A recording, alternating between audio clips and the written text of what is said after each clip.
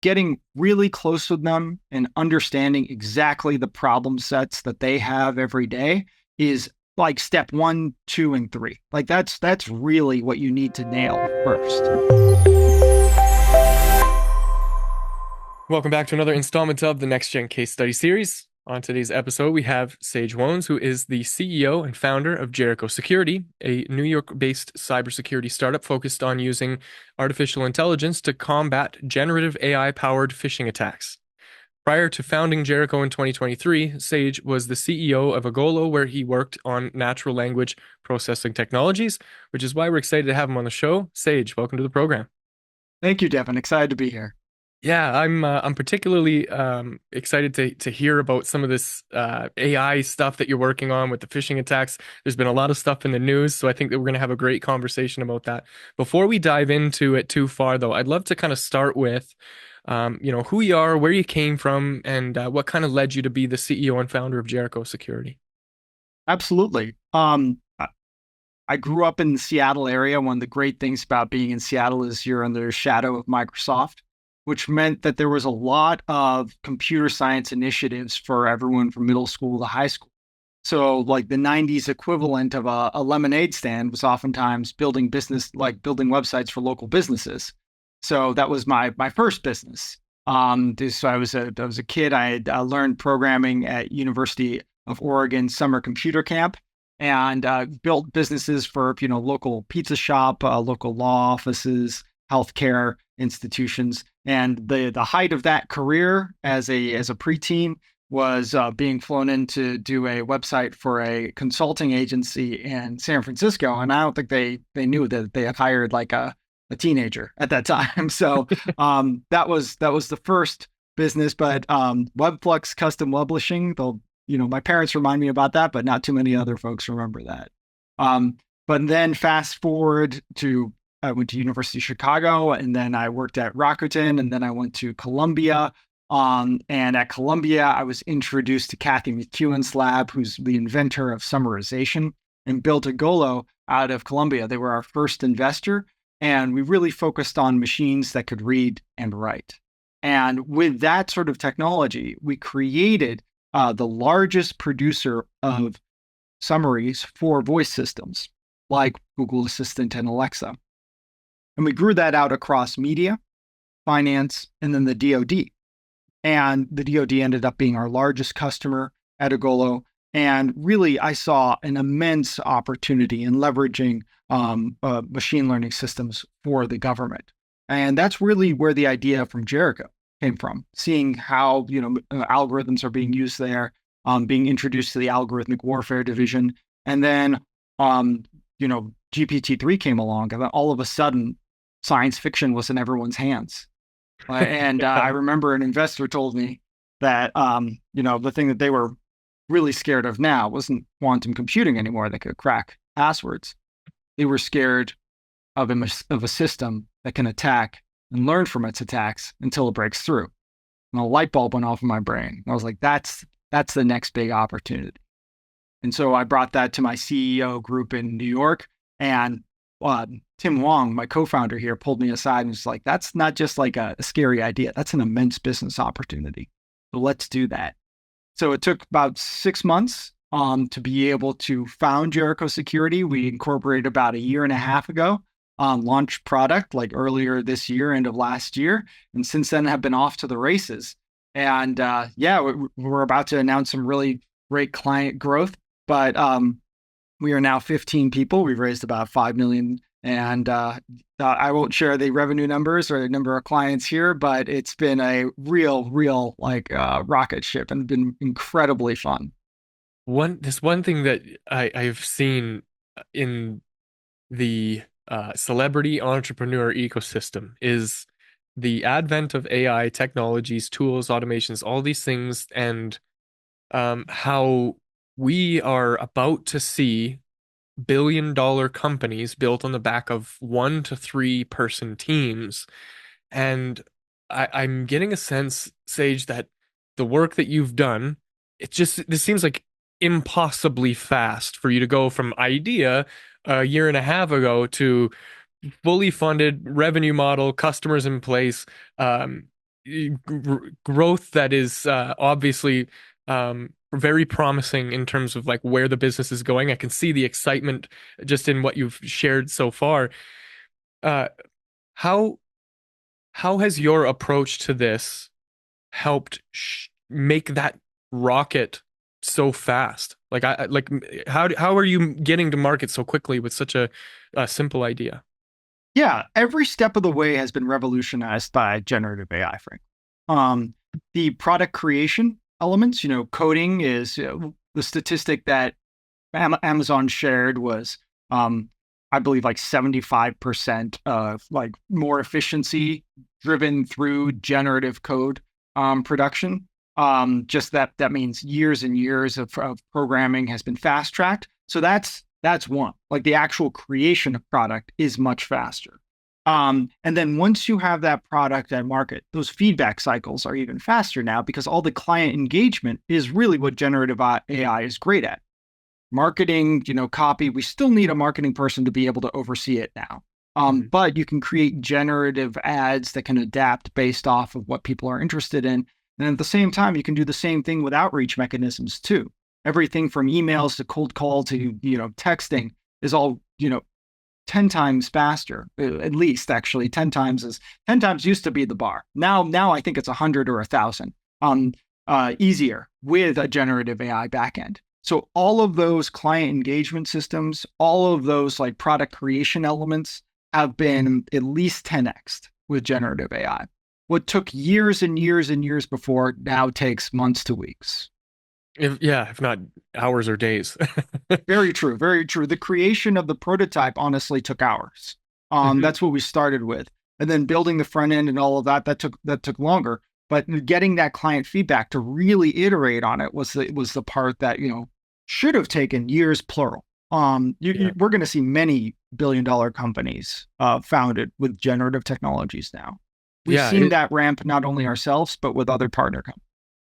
it's a very exciting time to be a part of it all. And the one thing that I'm kind of picking up on is it's not your first rodeo. You've done this before, as a CEO, and I don't know, maybe as a founder, but there's something about I think you have a very defined uh objective or mission statement or whatever it is that's kind of driving you, because a lot of startups come from a place where it's one person doing a lot of things, and maybe this is your network, maybe this is just your wisdom or your strategy, but I wonder if maybe you could give us a little bit of insight in how your role as a CEO or as a founder kind of has evolved in your time and involvement in this the world of IT.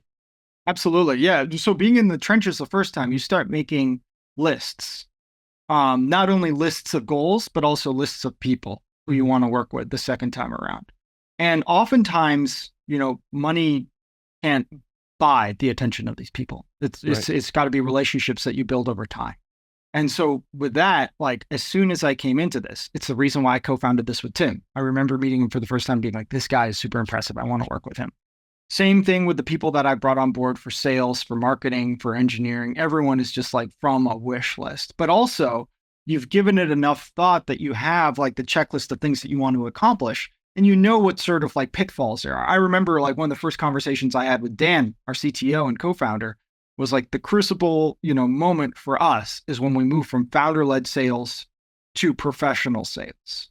That's when we know we have product market fit. And we crossed that about 8 months ago. And that was a real milestone for me because I knew how hard that was from, knocking my head against that wall for years previously. You just said something that just unlocked something for me. So we went from founder sales to professional sales. And Yes. so obviously there's messaging, there's the process, there's the different team members that are involved in all of this. If it is in-house, and if it's just one person, you might be playing multiple roles. Um, how do you know to make that distinction, first of all? And then when you're in that kind of position of like trying to make that transition, what milestones do you use to kind of indicate that, okay, now's the time that we're going to move that forward? Yeah. So it really is about moving from like vision casting and sort of the mission of the company Hmm. to people need this and you have a direct sale opportunity. So one of the things that um, I realized was that like early on, you can cast out the vision, even if you have like an MVP and people just want to be able to be part of that ride to be able to get to it. Um, but when you get professional sales on board, you need to deliver value today. You need to have a repeatable process there that can't be driven out of, something down the road. It needs to be something that you have today. And so that moment is a massive unlock. But also at the same time, it means that it's no longer driven by like the founder charisma and someone who's doing everything, that you have basically replaced yourself multiple times. And a lot of founders, especially first time founders, are unable to do that. But essentially getting someone who can talk to the client, cast the vision, deliver value to the client, and communicate that clearly is step one. And then sort of building that out by step across the sales process and the customer engagement process is necessary. But a Hmm. lot of companies, they get caught in that founder-led sale thing where basically the founder is always the top salesperson.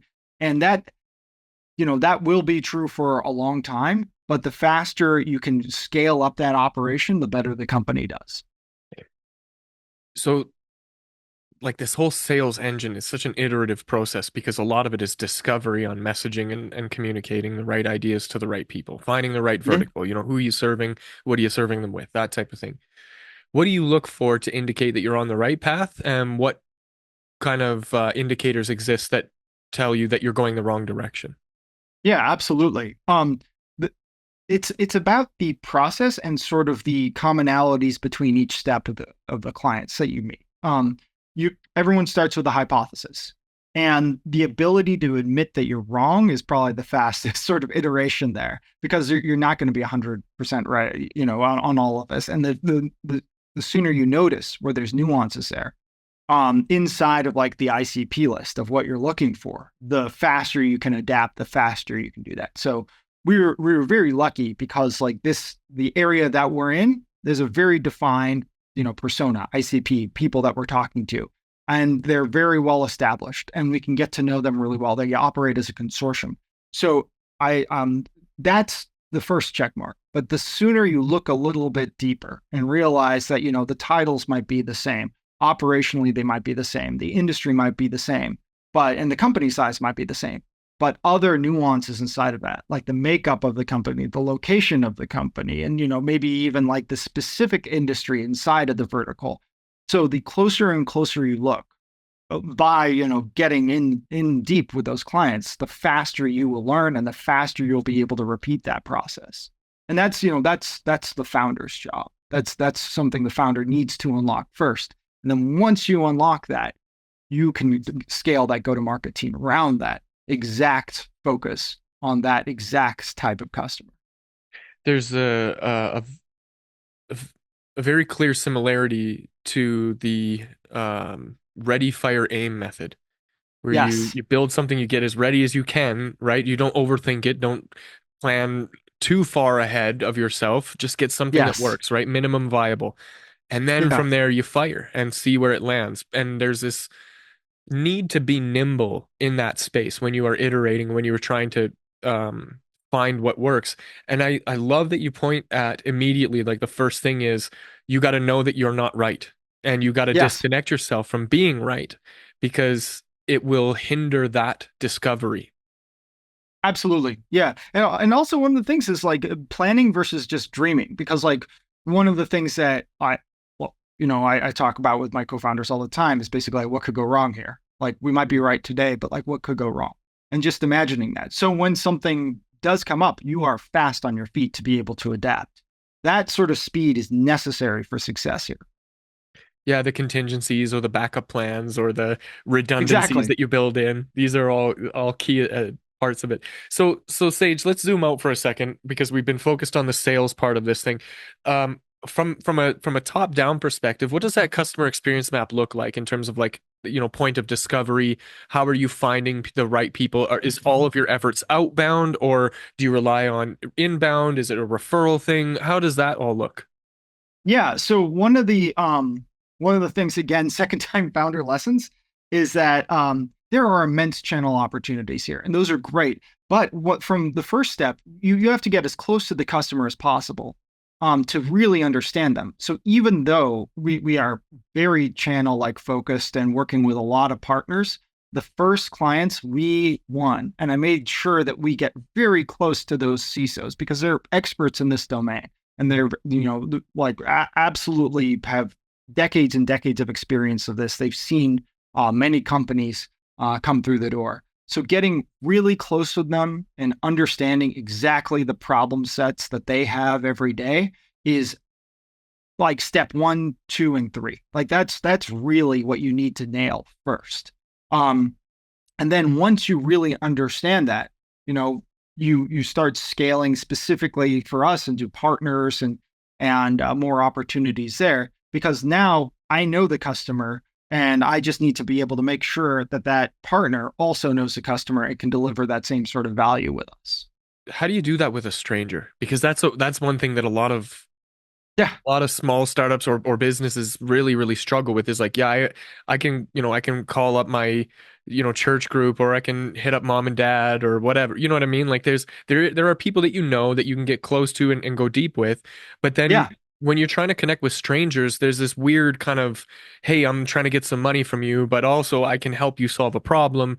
An analogy I used earlier today was you're driving down the road and you look to the vehicle beside you and you see that they got a flat tire. They're yeah. just cruising along, listening to music, have no care in the world, but their tire is clearly flat, and you can do something about it to help them. So how do you go about like turning strangers into acquaintances, and then acquaintances into those deeper relationships? Yeah, it's really about like let's use the metaphor of the flat tire. I think that's a really apt one.